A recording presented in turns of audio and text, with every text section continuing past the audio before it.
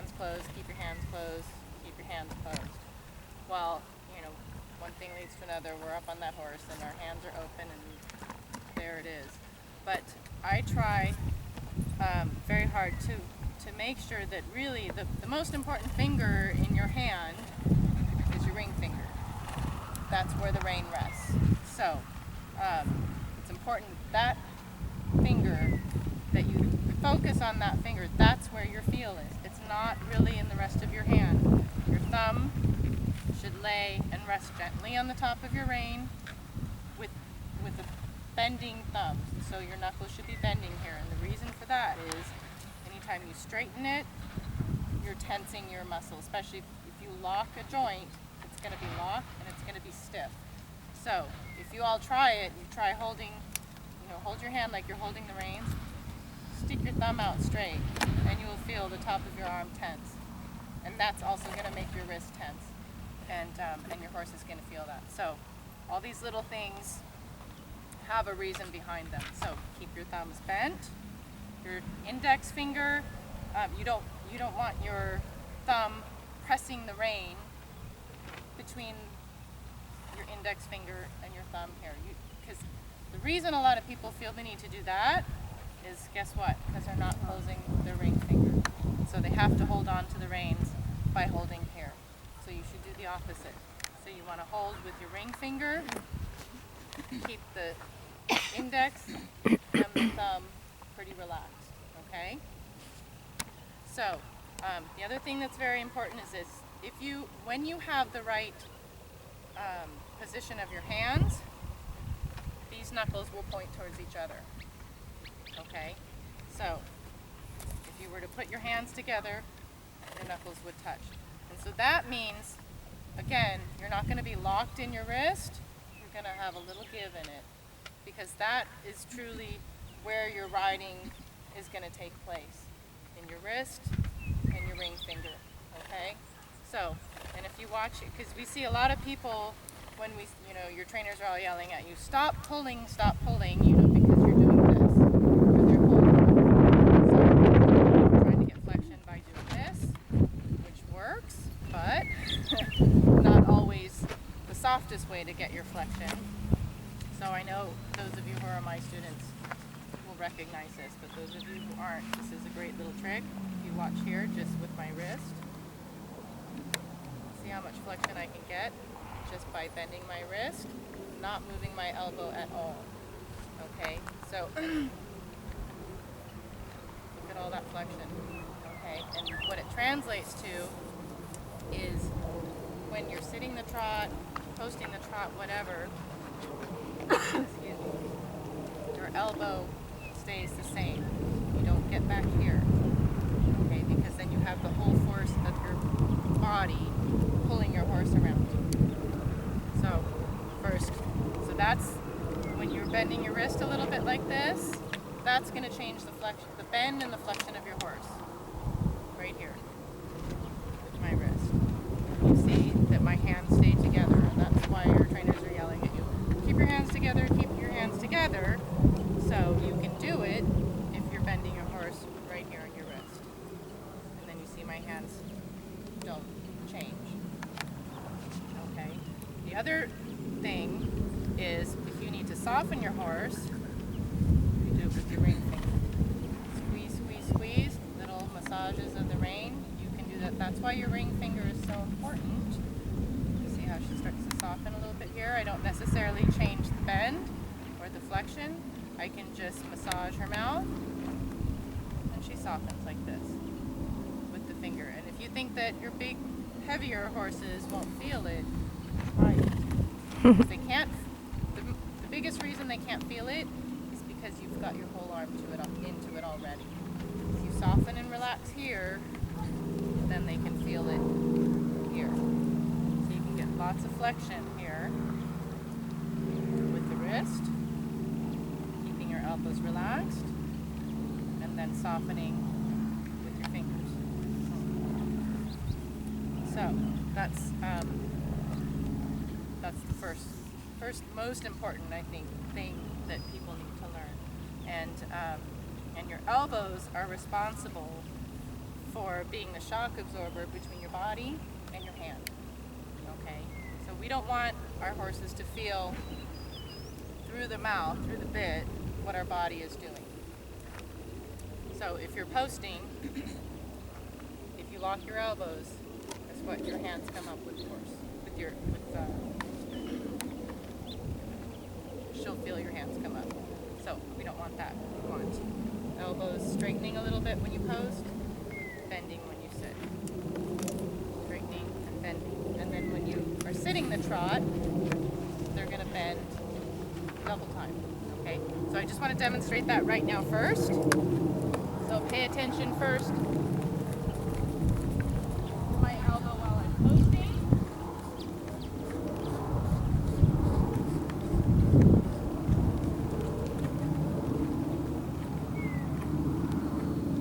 And see how it bends with each step?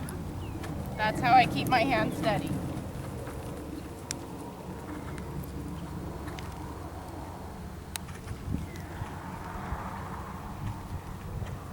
And then when I go to sit, they bend each step.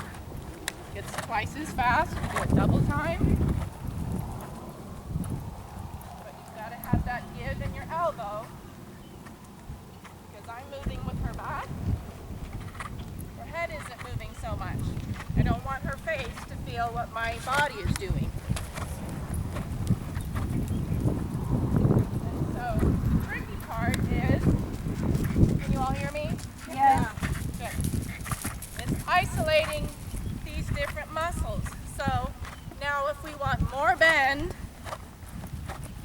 without taking in my whole arm, without locking my elbow, I ask for more bend in my wrist. See that? And you see my elbow still moving.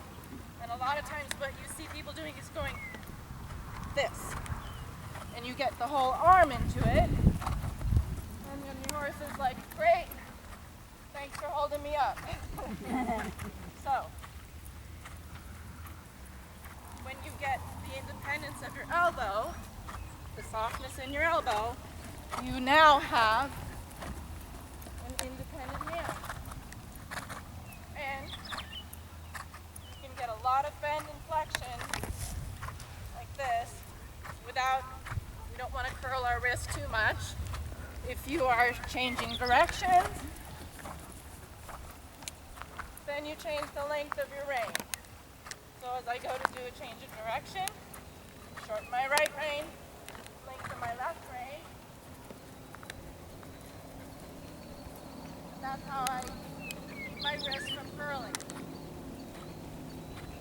So then I've still got my knuckles pointed towards each other. If I need a little more flexion, do it in the wrist. If my horse is getting heavy and I ask for flexion and she doesn't want to give, then I go to my finger, my ring finger like this, and I can get her to soften. Did y'all see that? Yeah.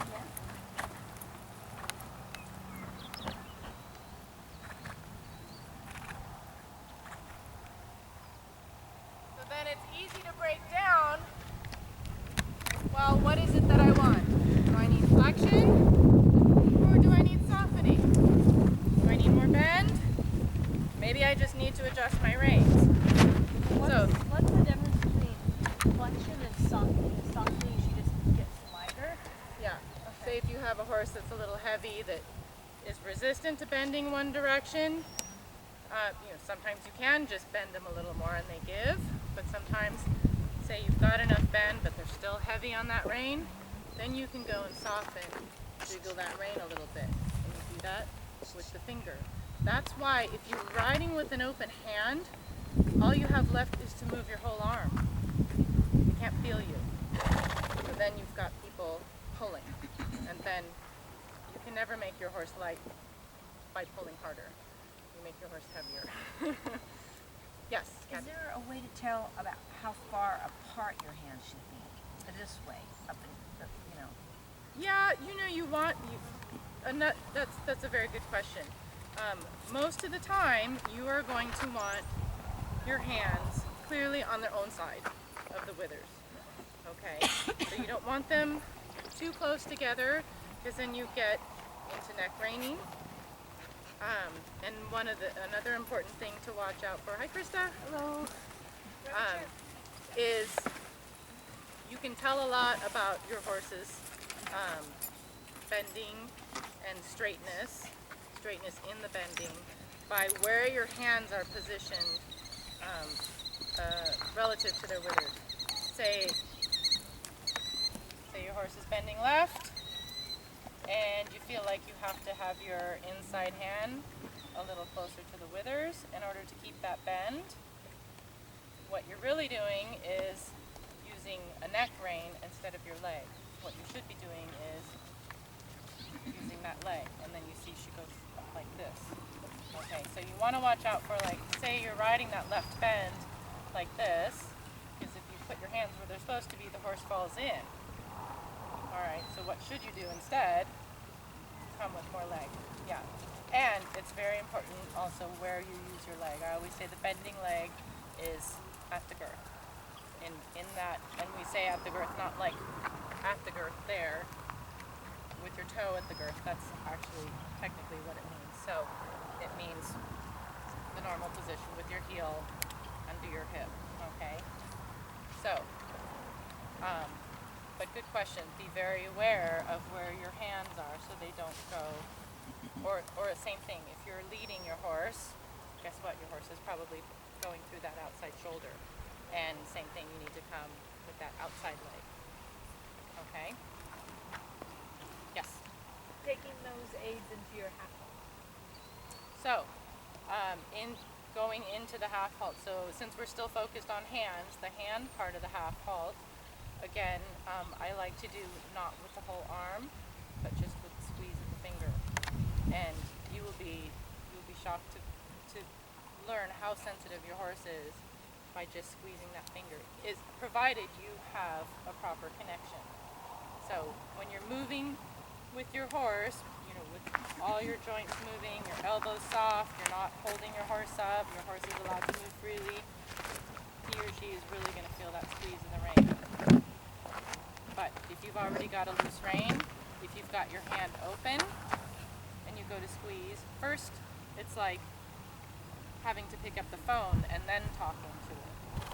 You want to have the phone by your ear, right?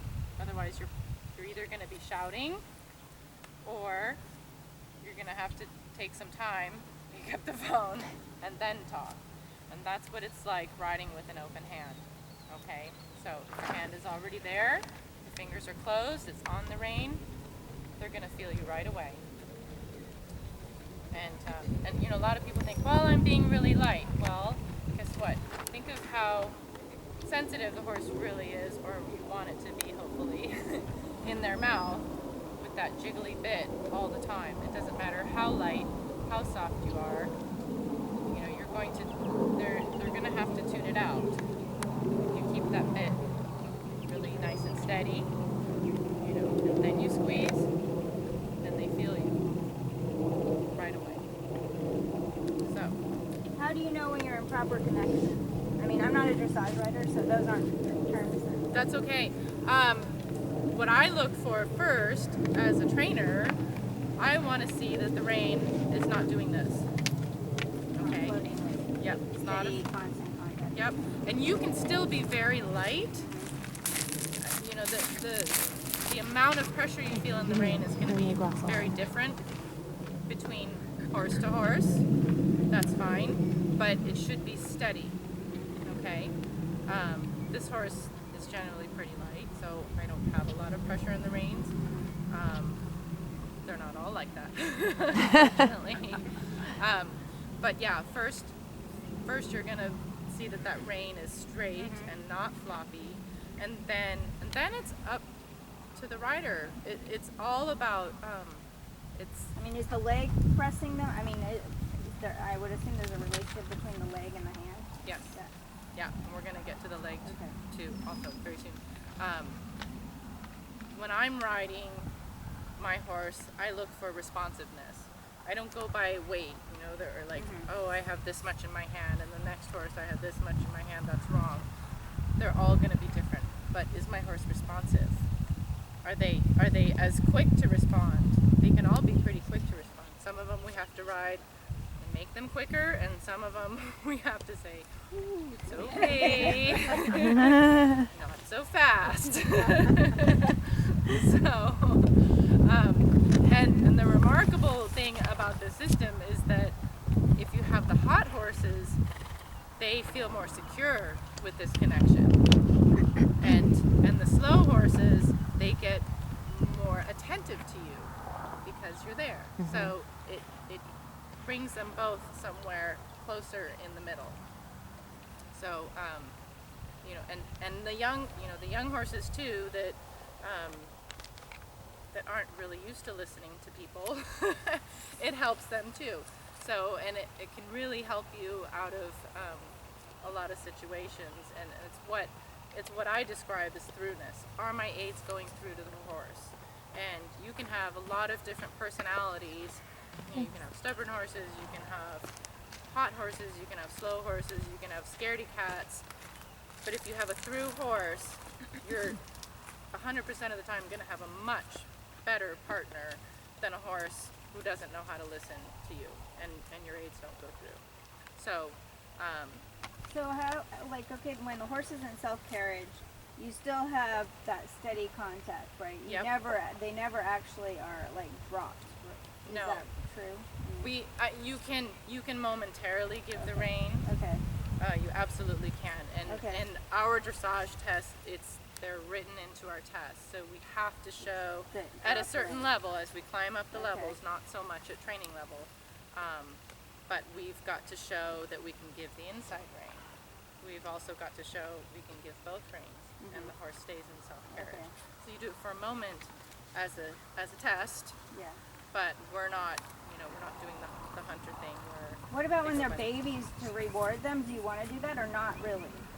yeah, you can do it as a To just reward. for a momentary reward, like, okay, you got it. And Yeah, then good take- job. Okay, okay. And like, I always Yeah. like I do like a stroke down the Yeah. not like whack whack, Right, but right. yeah, it's a double reward. Yeah. You give the rein, Yeah. and you give them a pat like that. Yeah, and we're riding also in several different frames. You've got the horse stretching like this in this frame, and you see even at the halt here we've been standing here a long time. It's kind of a sign of her throughness that when I gave the rein, and you'll notice that she stretched, very slowly and into the bit. That's why I'm so, I'm a stickler about manners and everything. Even when you're standing here, your horse should not be yanking the rein out of your hands. So, because it matters whenever you're on their back, So I can get my horse, to put her head on the ground just by, she gives, and then when I give, she should stretch towards the bit. So, and this is a really good exercise to get your horse, soft and listening. And are you using leg right now or just hand? No. Or just hand? Some of them you may have to use more leg because when they're not so keen on giving to that pressure, and they're going to want to go backwards. So you're probably going to want to use a little bit more leg until they understand it. But she's been drilled. She knows. and she is already a very soft individual. I mean, she came very soft and light, and in fact, her biggest the thing we had to work on was getting her to take the connection a little bit more, because she was soft and also very sort of wobbly in the connection. When I got her, she was just all over the place. So I've had to, as a complete opposite route from my last horse, get her to be stronger. Yes. So I've heard that term so often, throughness, and I try and read a lot, and I never really could figure out what they really mean by throughness. And your definition is that you're getting through to the horse. Yes, your aids are going through, Oh, okay. basically, and all of your aids. Your leg, your seat, and your rein aids, and that you can also put them together. So then you get a kind of throughness that your horse is connected through the whole back, And again, it really, really helps with, you know, in the scarier situations or where you might have a disobedience. And trust me, this horse has plenty of nerves. She's almost afraid of her own shadow sometimes. I know you wouldn't notice it, but she is a little bit suspicious of everything that happens. So the reason that she's so steady and we have such a, you know, consistent show record and everything is because she knows that when I put my leg on her, she goes. There's no question. And, you know, which is not to say that she's not disobedient sometimes, but if I have to bring her to a halt, she will halt pretty darn quickly. So it helps you with the hotter horses, and it makes makes me secure as a rider. I don't like getting on horses because you leave everything up to chance. You know, if the tent flops or, you know, blows, or if a chair blows over or a bird flies in front of you on a young horse who doesn't know how to listen to a person, you're at their mercy. You know, you don't know when they're going to stop.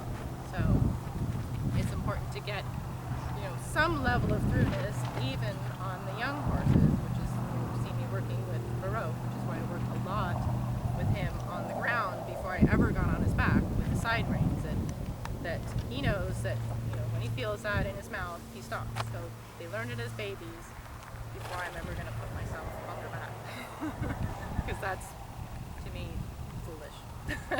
So I want to know that they're going to have, you know, some understanding of the leg and pretty darn good understanding of the rein, so I can stop them. And then you go through the training scale and you start to be able more and more to put them together. They don't, you know, they don't learn it as 4-year-olds. You start gradually increasing awareness as you go along. Any questions so far? Okay, so we're going to move on to the leg, and again, same, you know, have the general line of leg.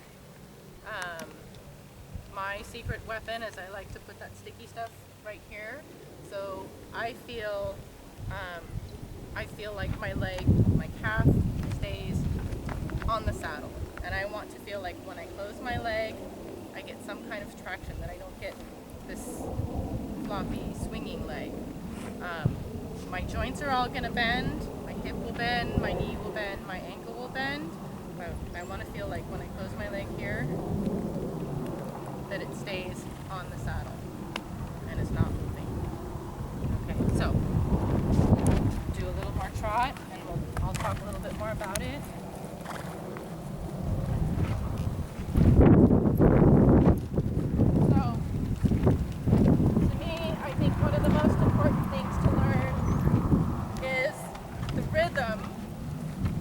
Your aids, and you'll see again here, my calf is on the saddle, but it doesn't mean my leg isn't moving, because you can't be on a horse with any movement without your leg moving along. Okay, you'll see my ankle moving, my knee bending, and my hip swinging, but it's all in the rhythm. That's the most important thing.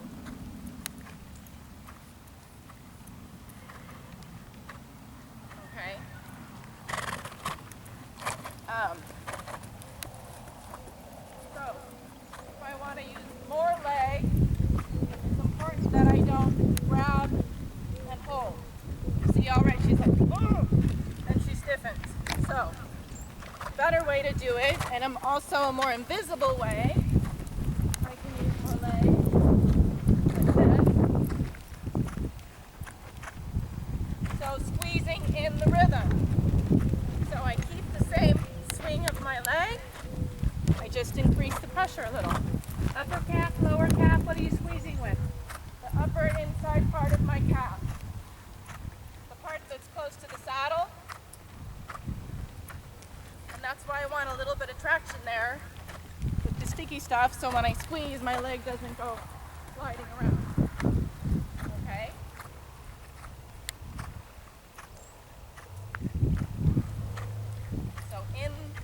rhythm. And a lot of people you'll see, well, that's easy to do on a 20-meter circle. You keep the rhythm. Say we go down the long side and a shoulder in, and I'm riding it with my inside leg. You still see my leg staying in the rhythm. I don't grab and hold. Because you saw her reaction to her, that means something else.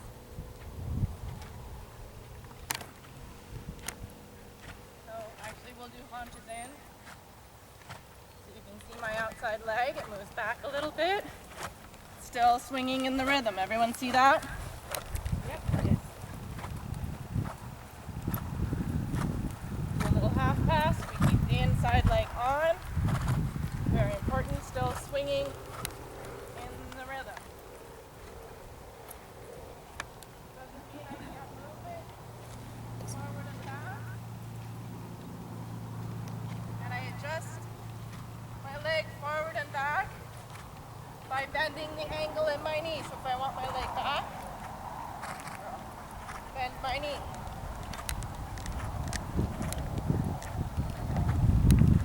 So same thing for haunches in. I want my outside leg back, bend my knee. Still a little swing in my ankle.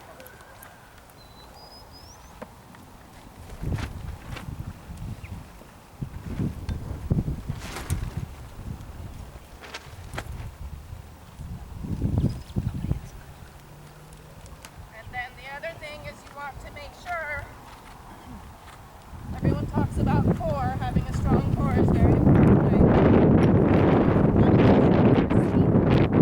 It's not fighting with your leg. So, it's also a very common mistake that when people apply their leg, they feel like they have to apply too much leg, they push hard, and that tension goes up into their seat like this, and they tighten in their seat. Do that again. So grab with my leg, tighten in my seat, and she slows down, which is not what we wanted. When we apply more leg, we want more movement. So I've got to receive that movement with my hips. See that? I can apply my leg, keep my hips moving. So does your knee and thigh get softer? Yes. The muscle tone? Yeah. Okay. Well, it's moving more. I don't know that it gets softer. Okay. Your hips are definitely moving more. Okay. Why? Because my horse's back is moving more, hopefully.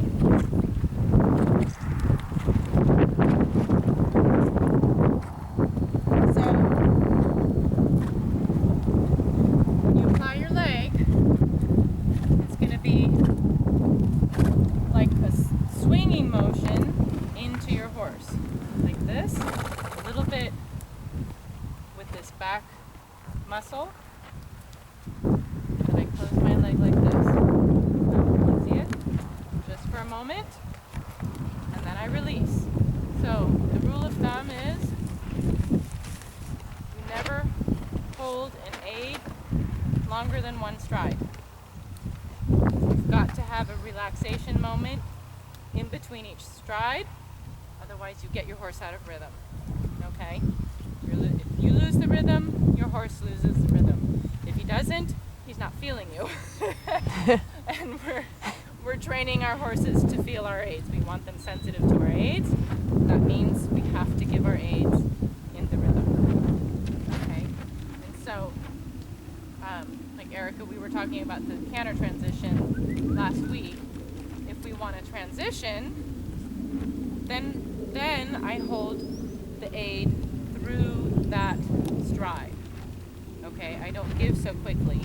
If I just want more walk, more trot, more canter, I squeeze and release until the next stride comes along, and if I need more still, I do it again. So you think, we normally don't get what we want in one stride, so you think of leg and half halts in groups of strides. Mm-hmm. So same thing, but if I want to transition out of this gait, say out of halt to walk, I'm going to squeeze and hold that next step until I have what I want. Please hold. But it happens quickly because I've trained her to be immediately responsive to my aid. Okay, so I will show you some transitions between trot and canter. Yeah. Before you go there, a Yeah. lot of us tend to lock something, our hips or pinch with our knees, whatever it may be. What is your thinking about getting into this ability to swing?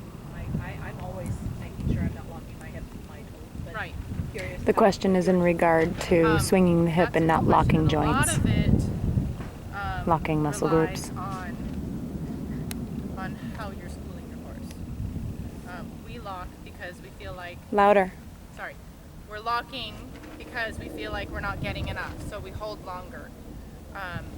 When what really needs to happen is sometimes you need to either take the whip or take the spur and wake your horse up a little bit so that they respond right away, and then you wouldn't really feel like you needed more and more and more. So that's the first thing. And then when you're not pushing so hard, anytime you can put less effort into your riding, the better your ability is going to be to relax. If you're pushing and not getting what you want, you're going to have to be grabbing more and locking more. But in my efforts to sit a trot on a big moving horse where I'm not moving enough, so not just for a transition or an aid change, but just sitting as trot on a circle, I'm blocking something. Well, it's gonna take a lot of focus. Sometimes it takes the right tack. Sometimes it only takes the spray of the sticky stuff. Because truly, and I know you all laugh, but I don't ride without it because I feel like my leg is already there and I don't have to keep it there. I don't have to hold it there. You tried it, right? It was great. I didn't know why it was so sticky. I thought it was your saddle. Oh, it's Sandy's saddle. It's magic. Absolutely. I'm going to bring my can up Great, tomorrow. it'd be interesting to experiment Yep. a little bit and see how it feels. Yep. Oh, that'd be great. Yeah, I love it. I spray it on my students for lessons a lot of the time. Mahela knows that. I have 2 cans. Yeah. Well, and what about the locking question about riding without stirrups? It sort of forces you not to lock. Yeah, Ish. and Depends. I think that's good. It gets the hip and a little bit the knee, which is definitely part of the equation.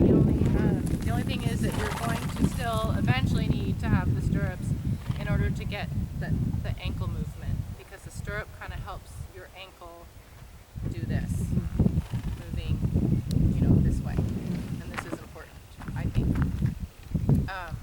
So it truly takes a lot of focus. It takes a lot of attention. It takes someone on the ground saying, don't do that. Because we're focused on the movement. We're focused on our horse. We're focused on our hands and the connection and this and that. And we don't realize, what is really going on here? And, I got my ass kicked for a long time. So, doing nothing but 20-meter circles. And that's how I learned to focus on it. And, I get a lot of hours a day in the saddle to concentrate on it. And I do. People think oh, you must get on and everything just falls into place and it must be so nice not to have to ever think about your position. That is not the case. It's this way because I think about it a lot. 20 hours a day. Your body can play tricks on you. It's sneaky. Mirrors are great, but I also caught myself, I go by the mirror and I'll be like, oh yeah, looks good. Get by the mirror and I'm like, dang it. The mirror, I'm like, oh yeah, looks good. So it helps to have someone on the ground. So yes, transitions and the rhythm. And so the timing is important, and I was thrilled about the timing during my stay in Germany. And the reason the timing is so important is because what we're all looking horse responsive? Like immediately, right? And especially as you know, as the dressage tests get harder and you know, you've got to do your transition right there. So you have to know that when you put your leg on, your horse is going to answer you right there. So, and if you don't have any rhyme or reason to it, because there is a pattern, a football pattern to every gait, and so the horse can only answer you in a certain way with their legs, right? So if you ask in the wrong moment, they're either going to have to wait so that they get to that spot in their gait where they can answer you, or they do it right away and you get a jumbled up transition. So either way, they're wrong. And so you want to kind of take the guessing out of it for your horse so that they can answer you right away and everyone is happy and you get what you want. So you notice there, even, I'll just demonstrate, walk to trot. And the reason it's so important to count the steps is because a lot of times our horses can be sneaky and they'll answer us in 2 steps instead of 1, and we don't really notice. So you have to know, when is your horse really answering you? Come, Megan. I was nodding. Yes, certainly not the only guilty one. But it makes us aware of how, this is where the throughness is, how through really is your horse. So are they kind of through, or are they really through? So for the walk, since I don't, from walk to trot, I don't have to worry about which lead I want to be on, right? So doesn't matter, I can pick a leg, but what I do want to worry about is as soon as I close my leg, her next stride should be a trot step, okay? Not the next 2 steps, not the next 3, or not the next half. So I'm going to ask on the down beat of one of her front legs, doesn't matter. I'll do it when I walk by you guys. And it should be a nice big trot step. It should be the same size as the next trot step. So close the leg, trot. And so, has anyone ever asked for trot and gotten canter instead? Never. Oh, come on, really? And you're like, what the heck? So, and you know, there's a couple reasons. Your horse is sometimes you think, oh, my horse is so nice and forward. Well, sometimes it's easier for them to canter than it is to trot. So we're gonna make it harder for my horse to canter. She would never. Just kidding. If, say your horse is giving you canter every time, so let's think about the timing of the aid for the canter. If we want the inside lead, we want to ask for the canter on the down beat, the inside front leg, right? So I'll show you transition walk to canter first. So all my students know about the counting thing. I think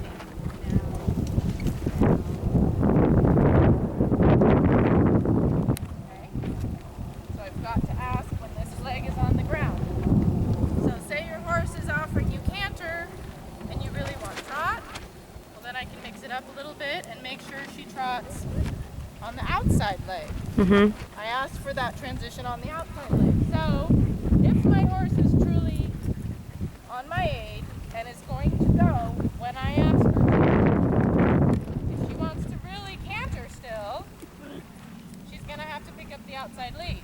So that's how I can get my horse. So I watch the right front leg.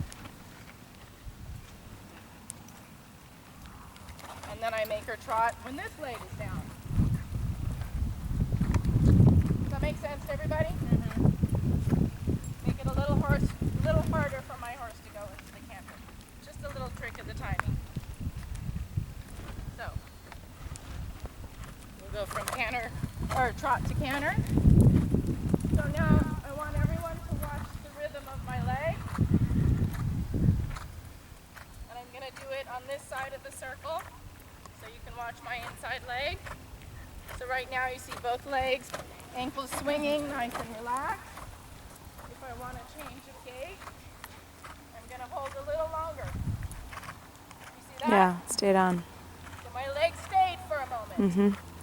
It came out of the rhythm, and then she knew, oh, I want something else.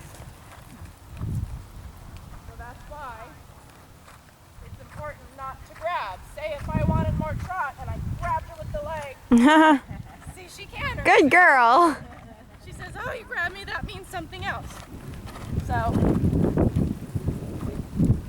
otherwise, it's important that when I apply my leg in the trot and I still want trot, I have to keep my leg in the trot rhythm. Otherwise, I get something else.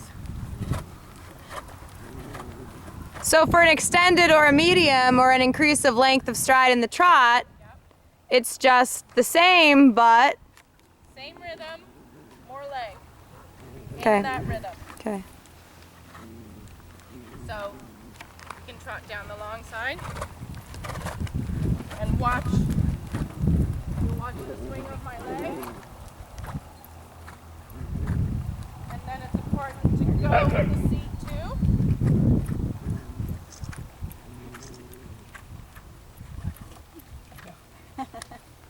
Yeah, leg never stayed.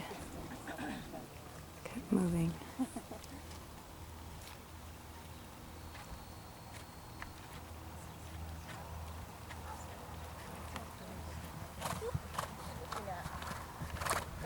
Dogs. Girl. That's right. It's fine. Good. So, you see my leg never leaves the trot rhythm. My leg is always saying trot. Trot, Again, trot, when those who are riding at the level and say, we want half pass, common mistake sometimes you're pushing your horse over, pushing, it's not going, and then you get canter, half pass all of a sudden. Mm-hmm. Well, you're probably not squeezing in the trot rhythm, so my outside leg, squeezing, still, swinging. That way, you ensure that your horse is going at a light aim. Say my horse isn't going sideways enough. Almost never the problem, but I can say, hey, you need to go more sideways. That's when She's you like, use the geez, spur. what? So now we see how much sideways I get this time. Still all upper calf. Yeah. No, when I use the spur, I use my heel. Now, I sensitized her to my outside leg. Get a lot more sideways. So that's why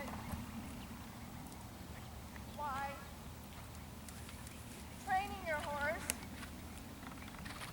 is very important. You are the trainer. Anytime you're riding your horse, you're the trainer. So it's up to you to decide, is my horse giving me everything he can?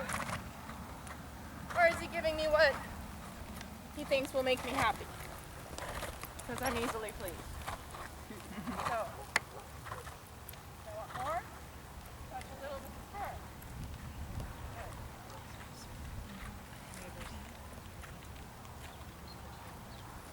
It's important that, again,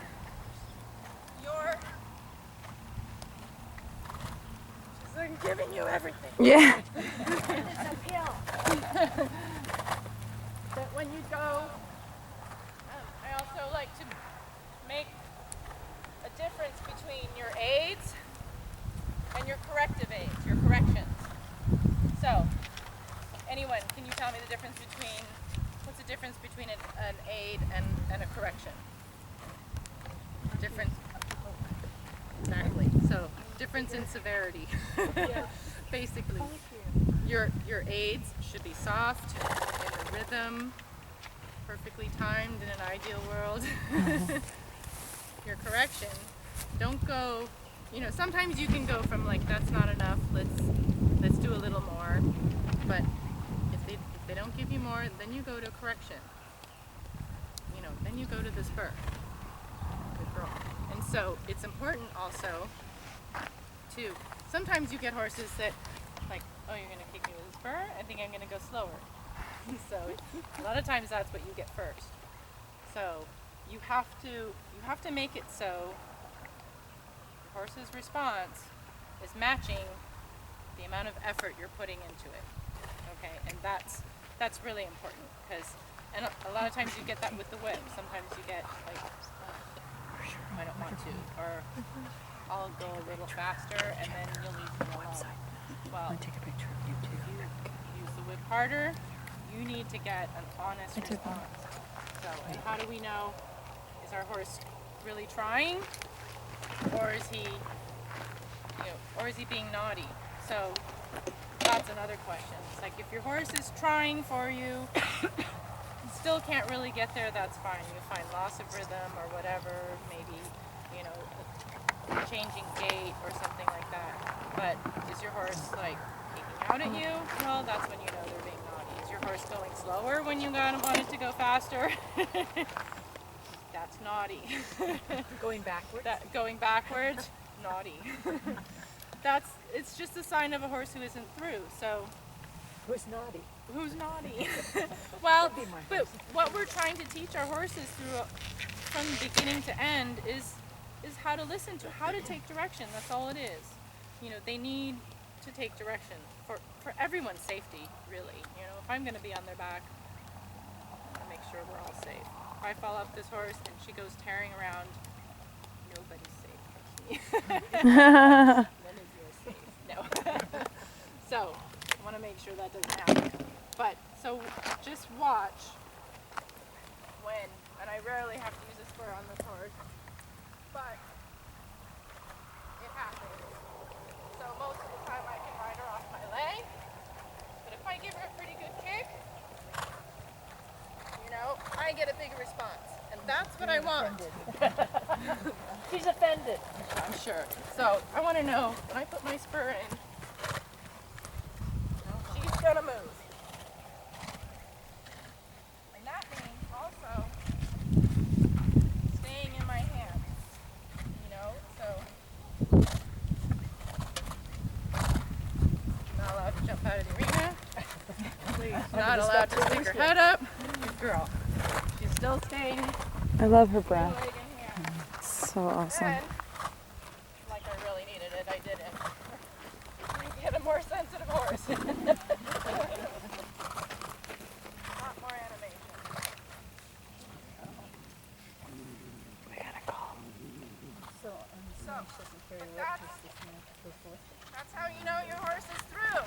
When you want more, you get more. You get everything they have. So, but I'll tell you one thing also, it would not be as fun to ride a sensitive horse like this if I also couldn't stop her when I wanted. So, that's what makes her rideable. So, squeeze the fingers, she stops. Otherwise, you're riding a rocket without brakes. So Like those dogs. So if you Whip get a it world. horse that's been badly trained and has lots of issues, do you Yes. go back and start at the total beginning? Like Absolutely. lunge them and Yep. do all the groundwork and say, okay, we're just Yep. going to learn this all over again. Yep. Is that the best kind of? Yep. I do. I mean, you have to do side reins well. You have to do them carefully. But I like using them because then they're fighting against themselves, not me. So, I think, it's an important thing to do. They need how to learn how to go. They need how to learn how to stop on the lunge, to bend. So yeah, before I'm. And these things happen at every level, even a Absolutely. upper level horse Yeah. needing reschooling. Yeah. Yeah, for sure. Good girl. One One of the things I find is that you put a whip in one of my hands, and I'm a lot less effective with that hand. This is true. For everybody, not just you.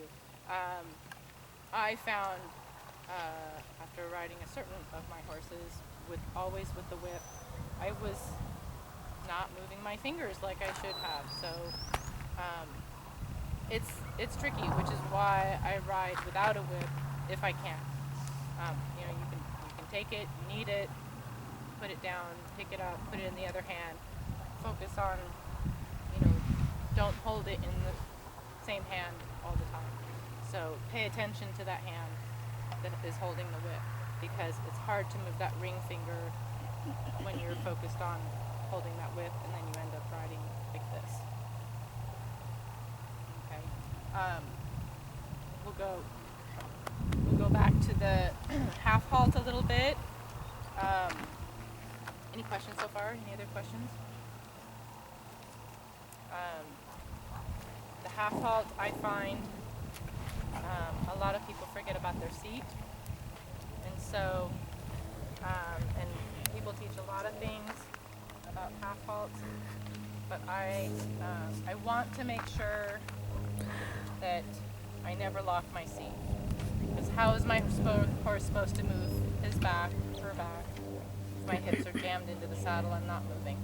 Tightening with your stomach and holding is going to give me less movement, not more.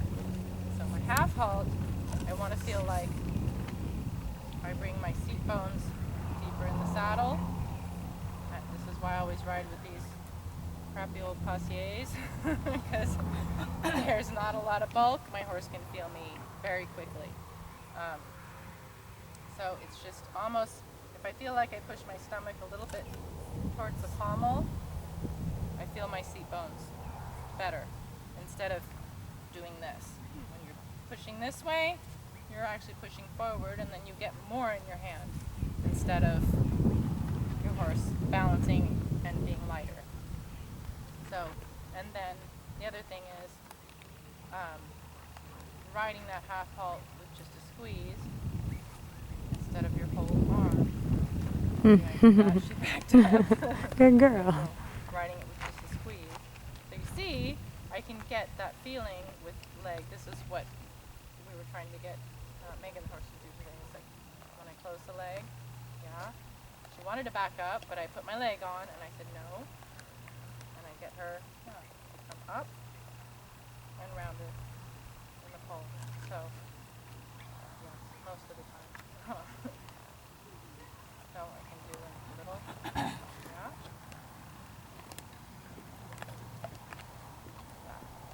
Are you bracing your back at all? No, this is mostly, since I don't really have any forward movement, mostly Yeah. between leg and hand. If she were moving forward, I'd be adding the seat.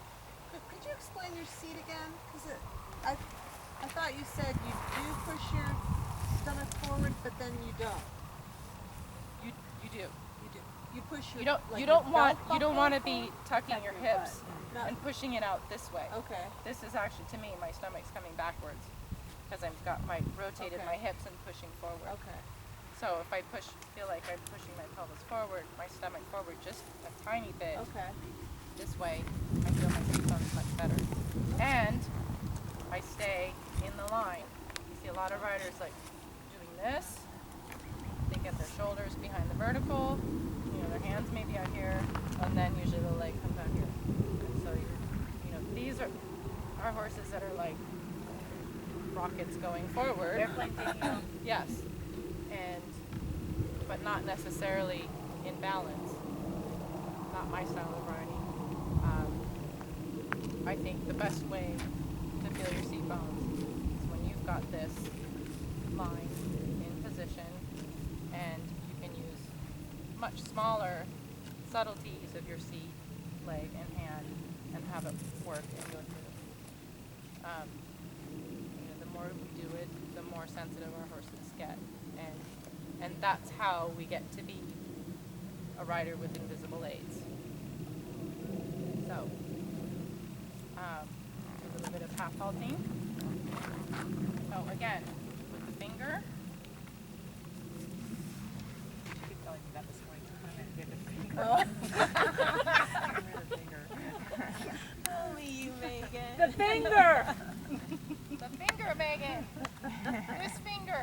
Ring Megan finger. gave me the finger today in her lesson. You told me to. This one. You can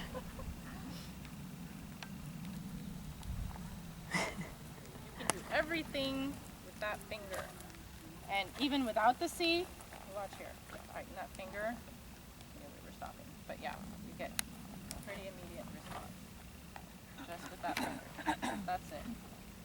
Are you just using your outside hand or For both? that, yes, because I was on a circle, riding into my outside rein, yes, only use my left finger.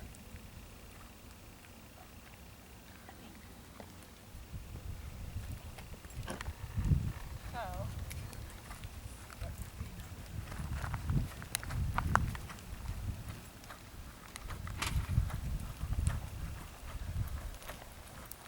when I'm riding my half halts, adding a little deeper seat, but keep my feet in the rhythm.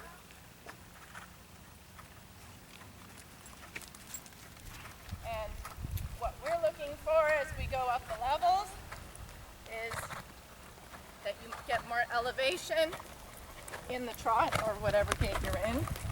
So I keep my leg in that rhythm.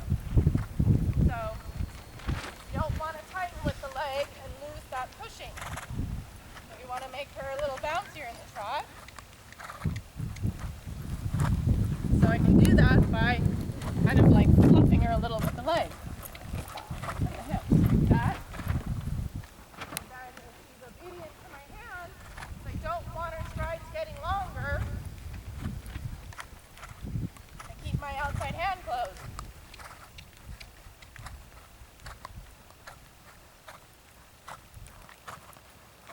Squeezing in that finger, not holding it too long. See that?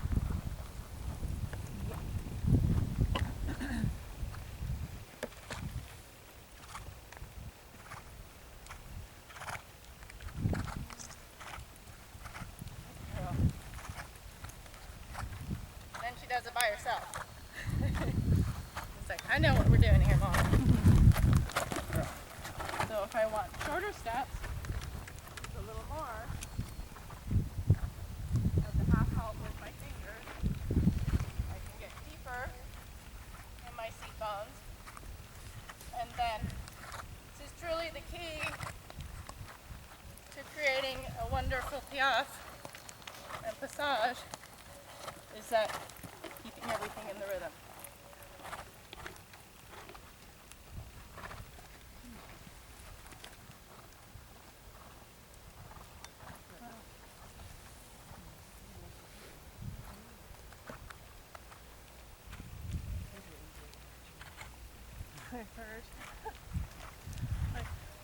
So, and all that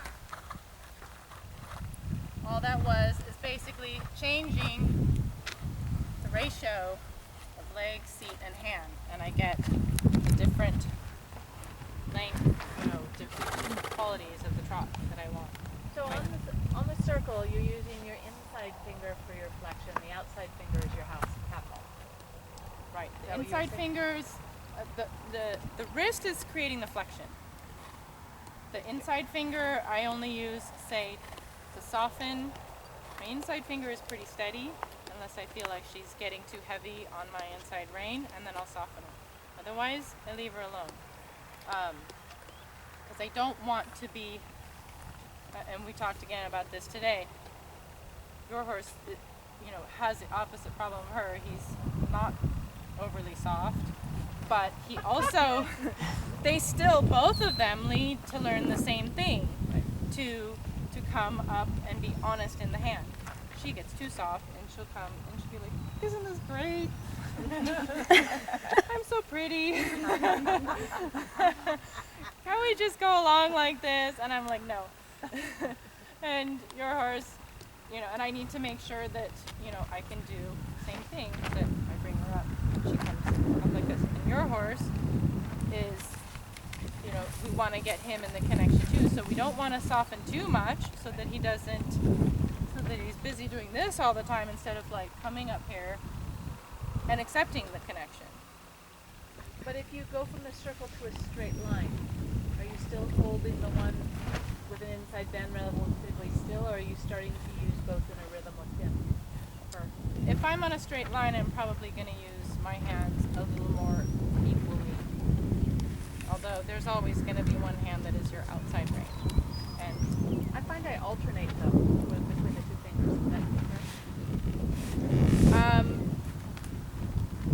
probably because it's going to get you a little bit of wagging, I think.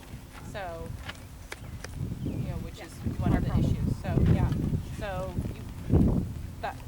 I think it's important to have each hand, each leg, each side have its job. And that's why if you break it down, you think, okay, so what do I want? How do I get it? Which direction are we going? And then like which hand to choose. Do I need more flexion? I go to the wrist. Do I need more softness? I go to the finger. Do I want a half halt? I go to the outside finger.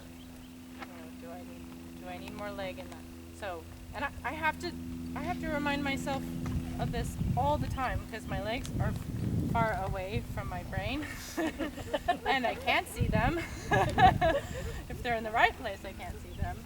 But I have to feel like, and I have one leg that wants to do one thing and one leg that wants to do another thing all by itself. So I have to make sure okay, I'm going to the left. My left leg is my bending leg. It should be at the girth.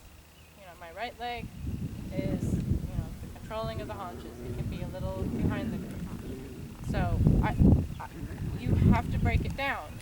Otherwise we get so caught up in what we're doing, like, oh, my arm's not bending enough. Oh, it's spooky. Oh, it's going through the corner. I don't have enough this and that. What do you need to do to get it? Do it.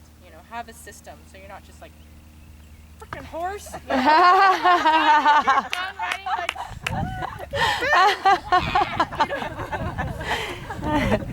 so try the system first. Go to the whip. No, I'm kidding. No, and oftentimes the system isn't working because your horse has tuned you out. So then you have to know, it's like, okay, I did the system. Maybe I need to wake my horse up. That's an option too. You have to. That's why I have all these tests. Like, okay, if I touch it with the spur, does it move? If it doesn't move, next step, touch it harder. Next step, go to the whip. Because none of the system is going to work if your horse is like this. So, I missed it. too late. Oh, come on. It's going on Facebook, isn't it? I think I missed it. No, it went. Sandy, speaking of tests, do you ever test like one rein, like one hand? Like, Sure. you know what I mean? Like put the reins in one hand? Oh. No. Okay. I don't really have a reason to. Well, Unless it comes just up in a freestyle one day. Just the question of like getting a little wagging and we get a little bit I'll right, tell left, leg, left leg, right hand, left hand. I'll tell you what I do for that. I hook one hand in the bucking strap. Okay. And this is a wonderful tool, not only to stay on, but to steady a hand, and generally the inside hand. So Michaela renamed it, this bucking strap, to the Wundergrabenstrappen. That's her name for it. And I'll show. The effing strap. That's another name. But because a lot of us end up riding too much with our inside hands, and I tell people, okay, grab this. Make sure your rein is the proper length for the bend you want. Grab the strap, okay? And I do this too, because it's a good tool for the horses. Because sometimes we go to the half halt on the outside rein, and the horse goes, "Oh, you want right rein?" So we don't get into a pulling match. Grab the bucking strap, and then you won't see the difference on her because she knows better. But what it does is it lets me focus on my outside rein, so that I know that when I'm riding this half halt on the outside rein, I'm not also pulling on the inside rein to fix something. The horse can pull against itself. Or vice versa. So then all I have to do is think of my outside hand, and if my horse does it right, this is what's going to happen. If my horse isn't through to the aids, she'll probably start pulling on that inside hand, and I make it so I don't have to pull. I just stay here, and then I can ride. And trust me, I use it on her too sometimes when she's getting a little uppity about something or other, mostly flying changes. But sometimes I do like a test, of the emergency braking system. Hold the bucking strap. Outside rein. Okay, so for me, she went against my hand a little bit too much. So I'm going to do that a couple times. I want to know when I stop, she stops a little more quickly than that. At least she didn't go against me. There, better.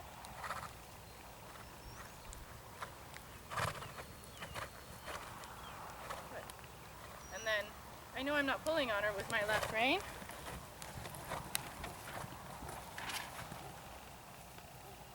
That's more what I want to see. Then, because I have a tendency to not be as dexterous with my right rein, with my right hand. It tends to just grab on and stay there. So sometimes if she gets a little heavy, it's on the right rein, and it's usually when it's my outside rein.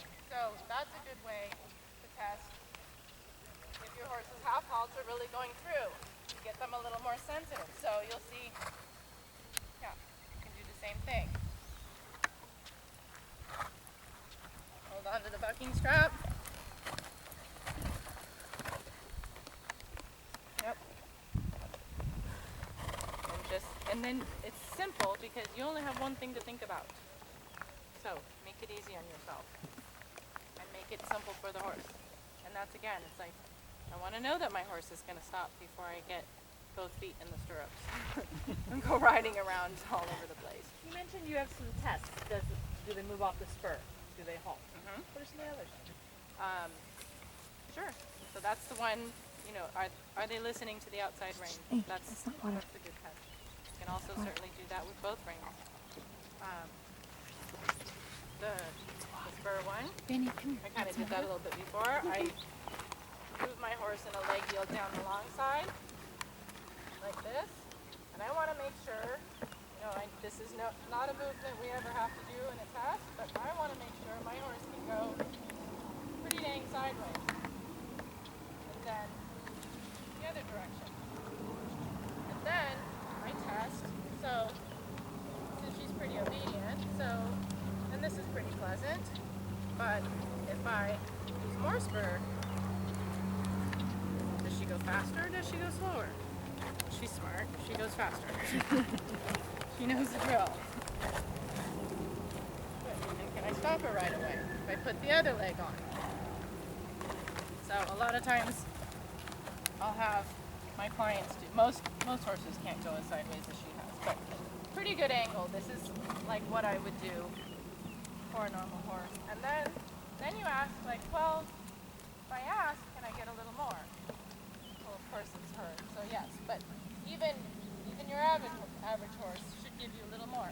Not for a long time. You just want to feel like, is your horse trying for you? If I ask for more, are they trying to give me more? Or are they going, or are they giving you this finger? So I'll do this, and then I'll get to this spot, and I'll do part of a turn on the forehand. Good. And then I go the other leg. And then all the time, this is a leg yield, so fairly straight neck. We don't want them escaping through the outside rein, which is this rein. The right rein is the outside rein because it's the outside to the bend. And a little more turn. Good. And now this way. Good. And can we do it faster? Good girl.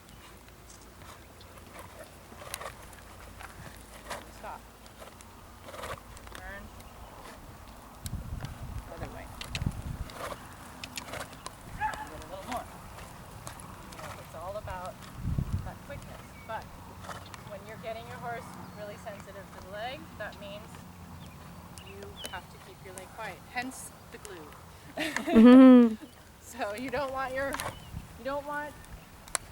school your horse up to be super sensitive and then have no control over your legs. So that's why, again, you have the system. You know, you have the rhythm. Your leg stays on. What do I want for this? What do I want for that? And you do it. Yes. When you do the half halt, is it a sequence of aids or is it simultaneous? I do it simultaneously in a sequence of strides. So I will do, say, however many strides I need. Hopefully the horse responds on the first stride, but depending on what we want, it may not be enough. If we're asking for a collection, we may need several in a row. If we just want to set them up for a corner, maybe you just need one. But so you're going to repeat that sequence of aids all at once, more than one time. So for like bump, bump, bump, bump. So the hand Seat, and leg. it's done all at the same time. Mm-hmm. Yep. So, and that's the tricky part of training our horses from training level to higher up, is getting them to accept all these things at once. You don't get the kind of response that you see from her on a training level horse for sure, but you get hopefully some response. And I think it's important to start when they're younger, so they're not surprised when they hit second level and all of a sudden they have to do collection. So they should know, they should be doing it in baby steps from the beginning. So they're not surprised. So, for example, training level, you can walk to the halt. Right. First level, you need to halt. Yep. Little by little. And my feelings on that training level, I most definitely always do walk through the halt, but my view on that, they allow you to walk to the trot, but I think there's no reason why a training level horse should not go immediately off the leg from halt to trot. So you may not get it every time, but I school that pretty early on the training level horses. Because it's there in first level. Yeah. You have to do it, next year. Yep. Might as well start now. And because I always ask my training level horses to do the other transitions right away. Yeah. Trot to canter. I don't give them for running trot steps into the canter. I give them one. Yeah. They can all do it. Mhm. They can really all do it. Yep. So, anything else? I want to see some changes. No.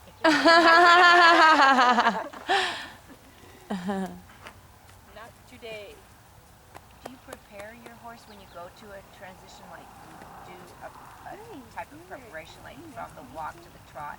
You prepare the horse for that transition, and then let's say from the trot to the canter, do you do some sort of preparation? I always say that the best preparation is knowing that your horse is already on your aids. My preparation a lot of times comes in my head, tuning into their stride and knowing where their legs are, so I know when to ask. Because my goal is to be right in that rhythm and have my horse respond as soon as I put my leg on. Okay, so if I'm putting my leg on already 3 or 4 strides before, and then I say now, then it sends a message to my horse that he doesn't have to listen right away. So, and as you get a more sensitive horse, a lot of times they will start anticipating because they can feel you up there going like, okay, and then it's like, what am I supposed to do? And they lose rhythm. So I think the best preparation is finding the rhythm. You have to tune into your horse. It's about getting information. So it's like, with this trot, do I feel like I can get a transition? That's the most important thing to know. Or is my horse like, look at that, or like this, or oh my God, that's not the time to ask for your transition.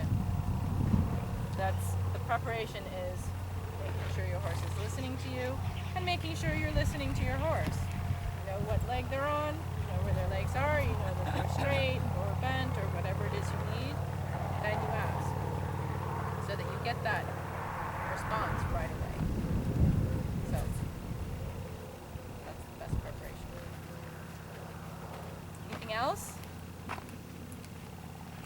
everybody's gonna do this by Sunday afternoon. Well, there's a clinic every month. A month of Sundays. You'll all be back. I'm still not there. All right. I'm gonna stretch your Thank thank you so much.